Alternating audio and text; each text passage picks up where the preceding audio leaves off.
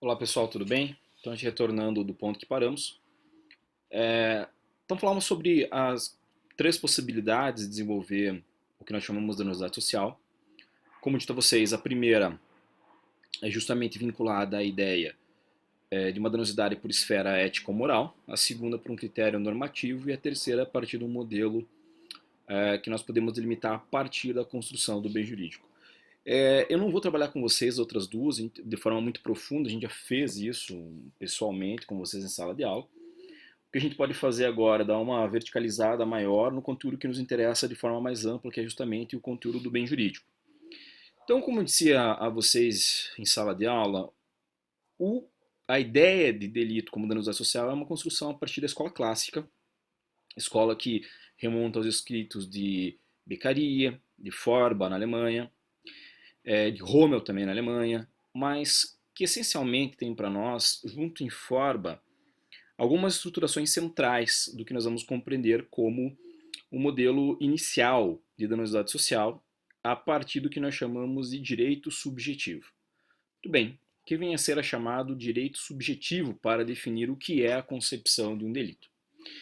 A estruturação que o Forba vai utilizar como crime enquanto lesão de direito subjetivo, ela corresponde justamente à criação de uma proposta de limitação do poderio estatal para que nós tenhamos uma segurança de onde inicia a possibilidade de atuação do Estado sobre o corpo dos indivíduos. Claro que isso não é, hoje pode parecer algo bastante basilar, mas à época isso foi bastante revolucionário. Estou falando aqui do início do século XIX, na transição do século XVIII para o século XIX. É importante a gente frisar que muitas das coisas que o Forba defendeu foram transcritas ao famosíssimo e importante Código Penal da Baviera, 1834, salvo engano, no qual a gente vai ter então a alocação desses elementos. Notadamente quanto a isso, é importante também nós levarmos em consideração que há algumas circunstâncias fundamentais para compreender o que é essa danosidade social a partir de lesão de direitos subjetivos. Então, repito, se por forma crime era uma lesão de direito subjetivo, o que nós vamos entender como sendo esse direito subjetivo? É aqui que nós precisamos, então, dar uma refletida com vocês nesse momento.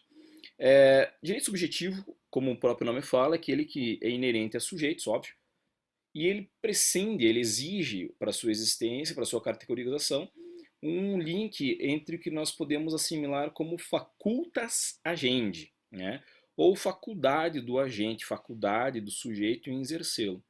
Quero dizer, um direito subjetivo é aquele que pertence a um indivíduo, ele está previsto em lei, ele não se confunde com direitos naturais, com direitos próprios, essa ideia mais principiológica, estruturação do direito, mas ele determina essa obrigatoriedade de execução que tem a possibilidade de exercício pelo seu titular, como é a propriedade, o nome, a própria vida em si é um direito subjetivo.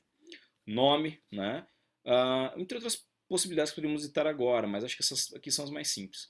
Essa primeira ideia do Forba de delimitar o crime por uma noção de direito subjetivo, ela foi bastante útil, mas obrigatoriamente também ela não foi tão efetiva num ponto de dizer que era o melhor conceito.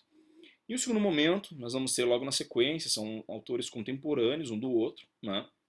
Vem o trabalho desse autor aqui, eu até gostaria de mostrar para vocês, é um trabalho clássico, que é de Johann Michael Franz Birbaum, né? É um autor alemão também, que se chama Sobre a necessidade de uma lesão de direitos para o conceito de delito.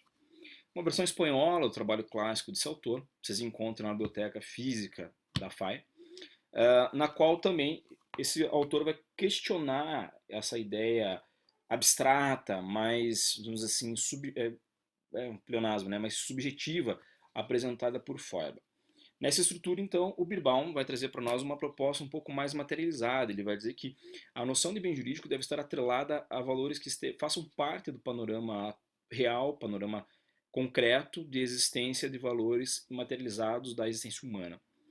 Para isso, ele vai ter um trabalho linguístico também sobre o uso da palavra bem, né? Ou seja, nós chamamos, criticando então a noção de direito subjetivo, nós poderíamos utilizar um exemplo bastante simples. Ora, qual é o direito subjetivo que é atingido quando nós matamos um presidente de um país? O que eu quero dizer?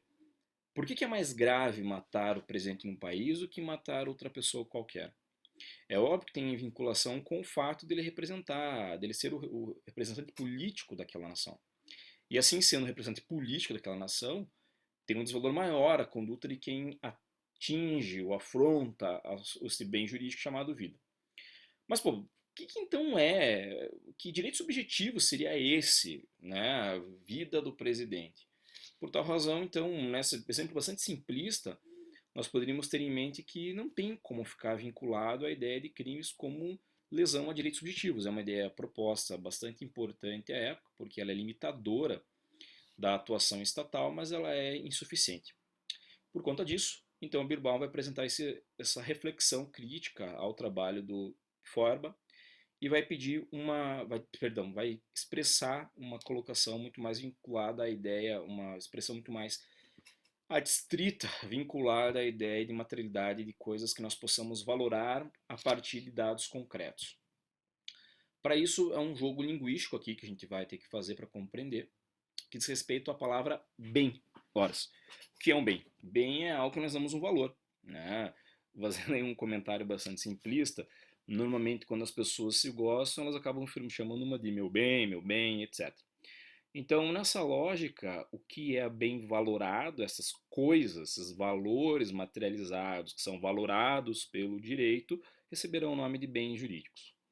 O que é importante ter em mente é que desde a época do Birbaum, passando pelo List, que vai fazer menções a uma concepção de bem jurídico, virando já para o século XX e também depois retornando com a teoria do bem jurídico pós-finalismo de Weltzell, a gente tem que ter uma noção que nesse intervalo entre nós temos uma materialização do que é o conceito de bem jurídico, houve também um momento crítico, que é um momento de questionamento do bem jurídico enquanto referencial social, constitucional, vamos dizer assim, por um viés puramente normativo, que é encontrado nos trabalhos de Carl Binding.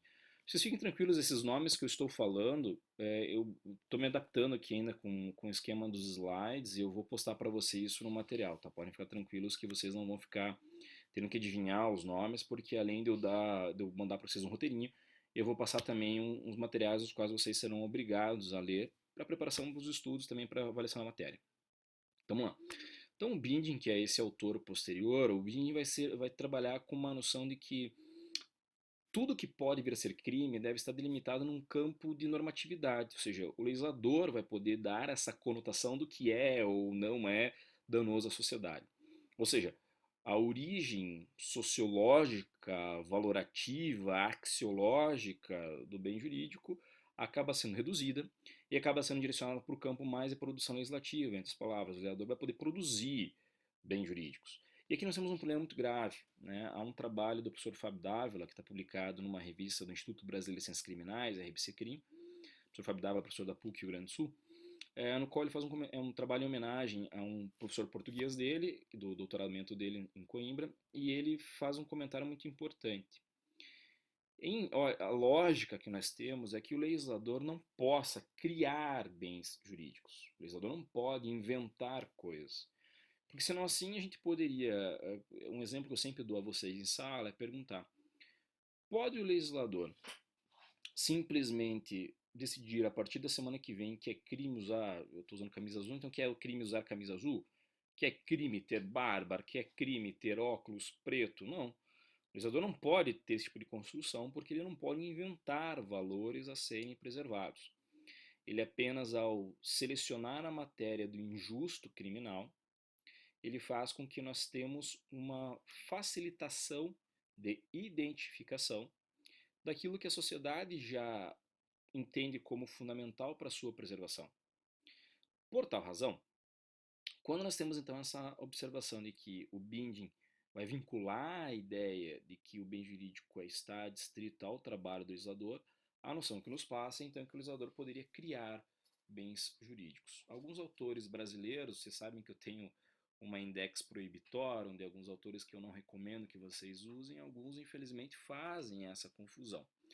Não é nenhum nem dois autores que vão afirmar que o legislador tem essa liberdade de criar bens jurídicos. Isso porque muitos deles acabam confundindo a estruturação do que seja a fonte real do direito penal a partir do artigo 22 da Constituição, que determina tão somente quem é que possui legitimidade para escrever sobre leis penais, que é o artigo 22, inciso 1, que determina que é a União, né, por intermédio do Poder Legislativo Federal, então Congresso, Câmara e Senado, que vai poder definir sobre construção de leis penais, né? E muitos autores, por conta disso, acabam atribuindo esse poder de criação ao legislador, coisa que é uma falácia. O legislador não tem esse poderio gigantesco de inventar um bem jurídico. É fundamental que ele tenha um poder de adjetivar, até por conta da estrutura de barreiras prévias de imputação ao campo penal.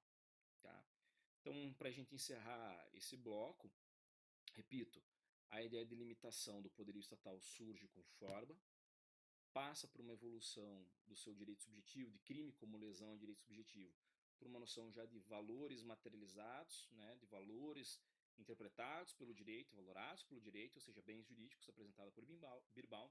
É defendido isso ao longo de todo o século XIX, mas há um contra-argumento criado por Karl Binding, outro autor alemão, que vai buscar uma materialização de identificação do bem jurídico a partir das escolhas do legislador.